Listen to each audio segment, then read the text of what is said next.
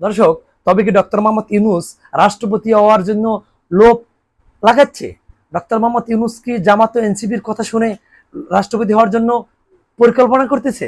আলোচনার শুরুতে আমার চ্যানেলটি যারা সাবস্ক্রাইব করেনি দয়া করে সাবস্ক্রাইব করে নেবেন। বর্তমান রাজনৈতিক প্রেক্ষাপটে এনসিপি ও জামাত ইসলাম যেটাই বলতেছে, ডক্টর মোহাম্মদ ইউনূস এবং বর্তমান উপদেষ্টা মণ্ডলী সেটাই করতেছে, সেরকমই দেশ পরিচালনা করতেছে।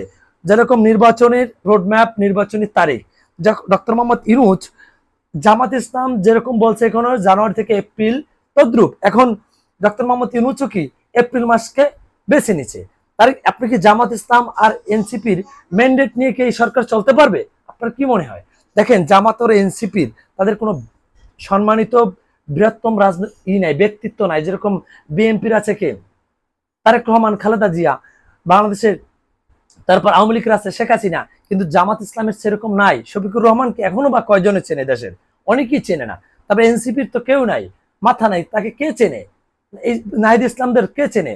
সুতরাং তারা একটা চেষ্টা করতেছে যে কি, যে ডক্টর মোহাম্মদ ইউনূসকে রাষ্ট্রপতি করে এই লোকটা দেখিয়ে নির্বাচনটা পিছিয়ে নিয়ে তারা নির্বাচিত হয়ে ডক্টর মোহাম্মদ ইউনূসকে রাষ্ট্রপতি বানাবে, এরকম একটা আশা দেখাচ্ছে, যে তার সাথে সমঝোতা হওয়ার একটা পরিকল্পনা করতেছে।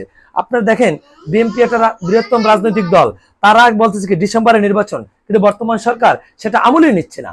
দেখি দেশের ভিতরে একটা দ্বন্দ্ব সৃষ্টি করার জন্য চেষ্টা করতেছে, সেটা সংস্কার এবং কি সংস্কারের কথা বলে দীর্ঘক্ষেপণ করতেছে।